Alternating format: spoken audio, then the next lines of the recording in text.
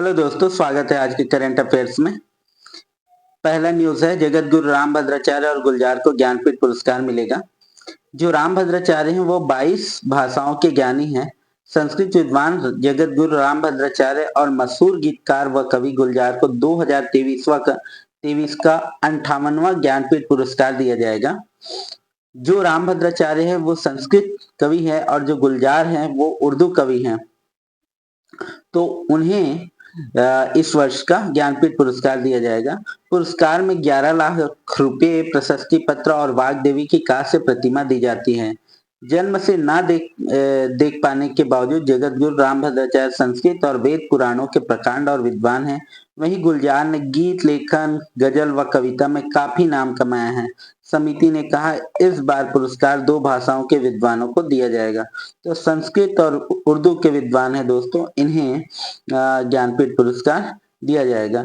वहीं कहें तो 2015 में इन्हें पद्म विभूषण दिया जा चुका है रामभद्राचार्य को, और बेहतरीन कवि, इनको 5 राष्ट्रीय फिल्म पुरस्कार मिल चुके हैं। दूसरा न्यूज है दोस्तों, मैन पाट महोत्सव, जो 23, 24, 25 फरवरी को मैन पाट महोत्सव का आयोजन किया जाएगा।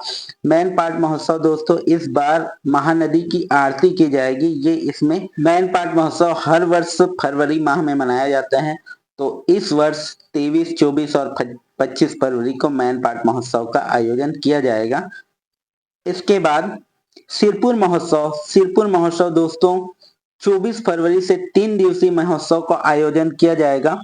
छत्तीसगढ़ के ऐतिहासिक सिरपुर महोत्सव के आयोजन की तैयारियां अंतिम दौर में पहुंच चुकी हैं और सिरपुर आपके महासमुंद जिला में है दोस्तों। बहुत ही पुरातात्विक और ऐतिहासिक स्थल है, जहां आपका लक्ष्मण मंदिर स्थित है और वहां एक संग्रहालय स्थित है। बहुत ही दर्शनीय स्थल है जो कि हमारे इतिहास से जुड़ी बहुत सारी जानकारी हमको प्रदान करती हैं।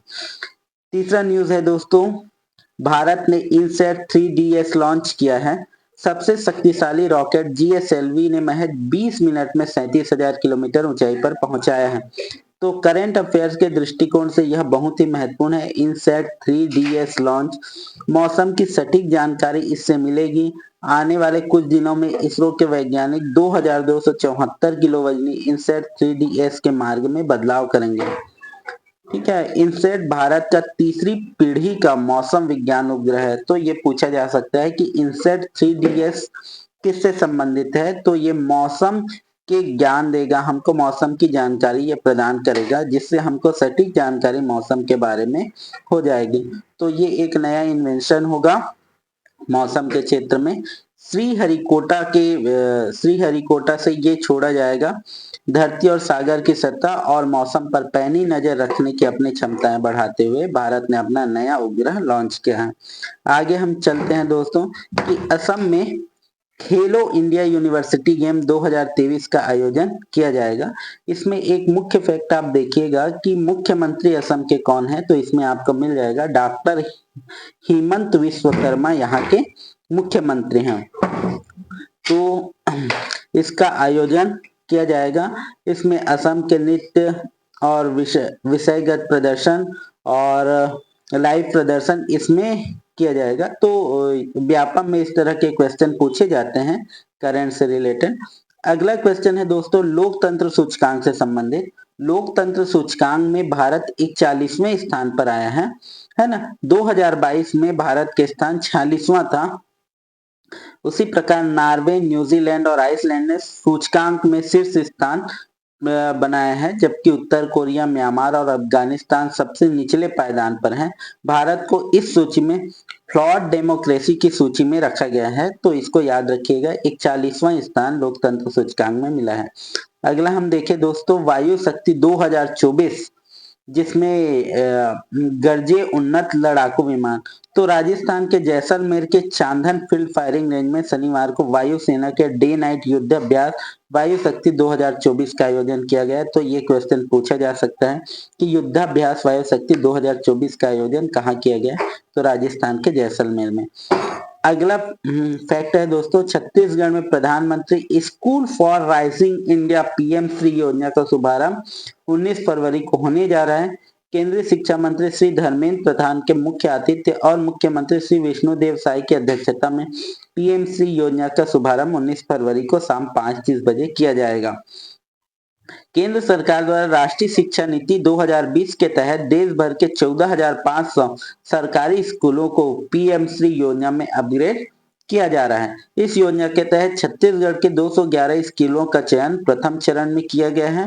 इसमें एलिमेंट्री स्तर पर 193 और सेकेंडरी स्तर पर 18 स्कूल शामिल हैं।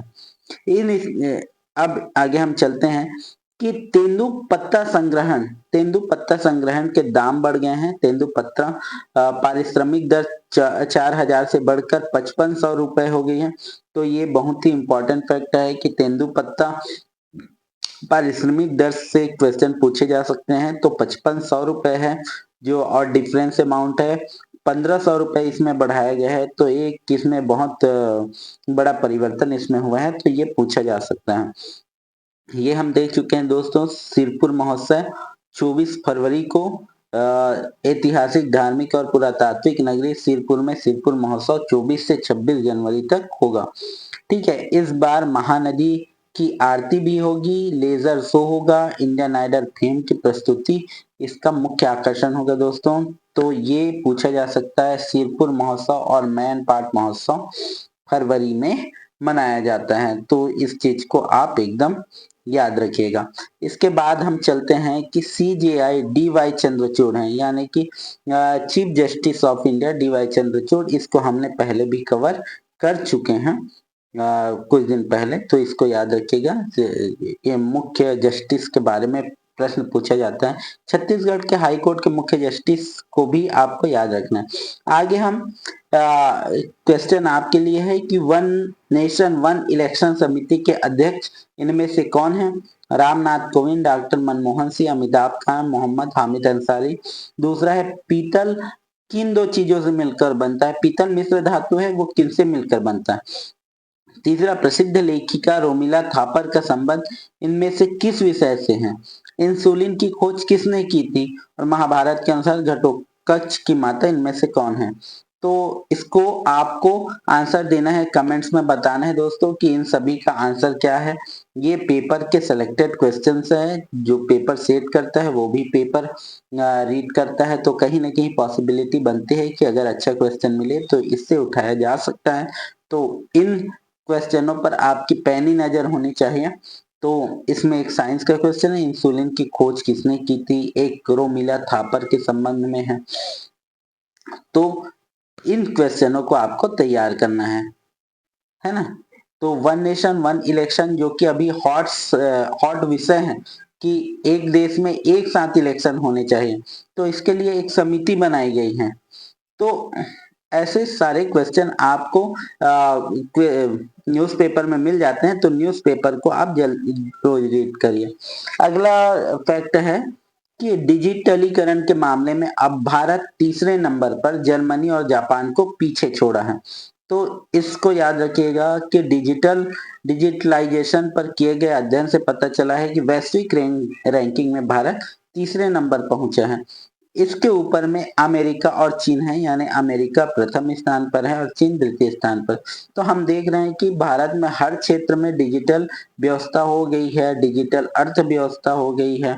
तो ये बहुत ही अच्छा साइन है दोस्तों किसी भी विकासशील देश के लिए। विकसित होने की दिशा में ये एक बहुत बड़ा कदम है। एक कोट है दोस्तों नेपोलियन हिल का, अगर यह लगने लगे कि लक्ष्य हासिल नहीं हो पाएगा तो लक्ष्य नहीं अपने प्रयास बदलिए।